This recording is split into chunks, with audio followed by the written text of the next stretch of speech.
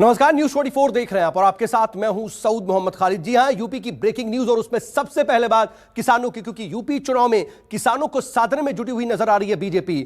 और आपको बता दें कि किसानों को लेकर के लगातार उनसे बातचीत करने की कोशिश की जा रही है। किसान महापंचायत में यूपी के मंत्री पहुंचे हुए हैं और कृषि मंत्री और डिप्टी सीएम भी फिरोजाबाद पहुंचे हुए हैं। किसान महापंचायत जो हो रही है वहां पर मौजूद है वो, और यूपी सरकार के दोनों मंत्री किसानों की समस्याओं पर मंथन कर रहे हैं।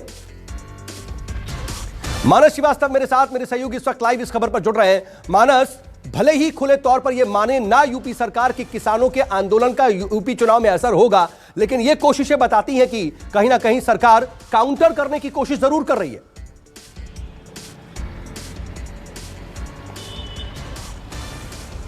देखिए, पंचायत चुनाव में जिस तरीके से भारतीय जनता पार्टी को हार का सामना करना पड़ा था, उसके बाद से लगातार सरकार इस बात को लेकर के संजीदा है कि कैसे भी करके किसानों को साथ में लिया जाए, किसानों की नाराजगी को दूर किया जाए।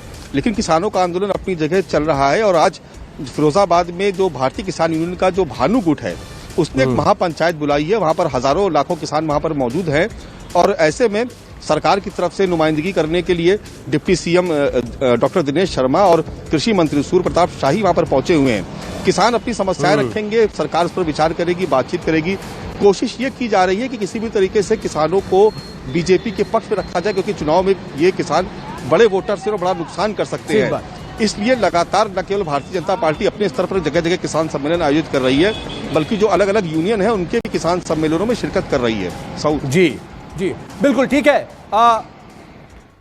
आप बने रहिएगा मानस, मैं आपके पास दोबारा लौटता हूं क्योंकि यूपी से एक और बड़ी खबर अपने दर्शकों को बता दें। दरअसल बीजेपी और बीएसपी सपा के बाद अब ब्राह्मणों को साधने में आम आदमी पार्टी भी जुटी हुई नजर आ रही है और आज ही लखनऊ में चाणक्य विचार सम्मेलन की शुरुआत आम आदमी पार्टी कर रही है। लखनऊ में यूपी प्रभारी संजय सिंह आज विचार सम्मेलन की शुरुआत करेंगे और कुछ देर बाद यानी कि दोपहर 2 बजे गांधी भवन में ही इस कार्यक्रम का आयोजन किया गया है। तो सभी पार्टियां दरअसल ब्राह्मणों को साधने में किस तरह से जुटी हुई हैं, इस आयोजन से समझा जा सकता है। मानस श्रीवास्तव मेरे साथ, मेरे सहयोगी लगातार लाइव जुड़े हुए हैं। मानस, बीजेपी, सपा, बसपा कोई पीछे नहीं है और अब आम आदमी पार्टी भी।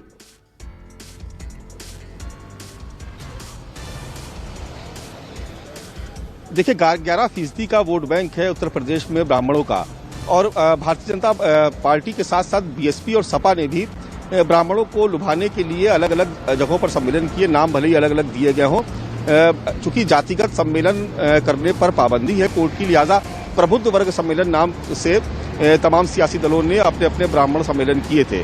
लेकिन आज आम आदमी पार्टी भी इसमें कूद गई है। हालांकि बात भले ही वो करे कि वो जातिगत राजनीति से ऊपर है, लेकिन हकीकत यही है कि चुनाव जीतना है तो जातियों को भी साधना पड़ेगा और ब्राह्मण वोट बैंक को साधने के लिए आज से चाणक्य विचार सम्मेलन की शुरुआत की गई है। यूपी के प्रभारी और राज्यसभा सांसद संजय सिंह इसकी अगुवाई कर रहे हैं और ये पूरे प्रदेश में इस तरीके के सम्मेलन आयोजित किए जाएंगे, क्योंकि आम आदमी पार्टी पहले ही साफ कर चुकी है कि वो उत्तर प्रदेश की सभी 403 विधानसभा सीटों पर चुनाव लड़ेगी।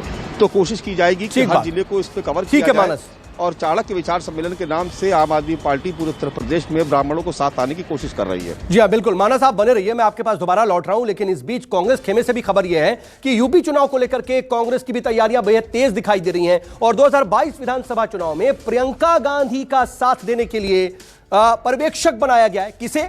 छत्तीसगढ़ के सीएम भूपेश बघेल को। जी हाँ, सीएम भूपेश बघेल को वरिष्ठ पर्यवेक्षक के तौर पर नियुक्त किया गया है। तो क्या प्रियंका गांधी को वो और ज्यादा मजबूती देंगे, उनका साथ निभाएंगे? और मानस श्रीवास्तव मेरे साथ, मेरे सहयोगी लगातार बने हुए हैं। मानस, इस डेवलपमेंट को किस तरह से समझा जाए?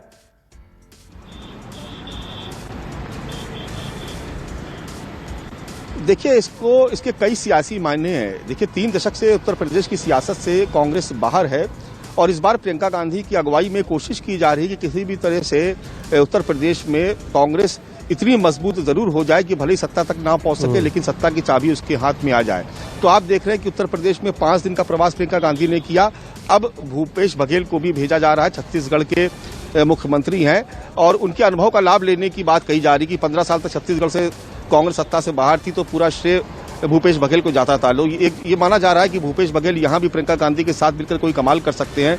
दूसरी बात यह कि पिछड़ी जात से आते हैं तो पिछड़ा वोट बैंक उत्तर प्रदेश में 40% के आसपास है और आप देख ही रहे कि किस तरीके से पिछड़ा वर्ग की सियासत हो रही है उत्तर प्रदेश की। लेकिन छत्तीसगढ़ में भी वहां पर लगातार सियासी अस्थिरता कहीं ना कहीं देखी जा रही है। तमाम डेवलपमेंट है, कहीं इसका सिरा वहां से तो जुड़ा हुआ नहीं है, ये भी सीखने वाली बात है। बहुत शुक्रिया मानस तमाम जानकारी के लिए। आप नजर बनाए रखिएगा, आगे भी आपसे अपडेट के लिए जुड़ेंगे।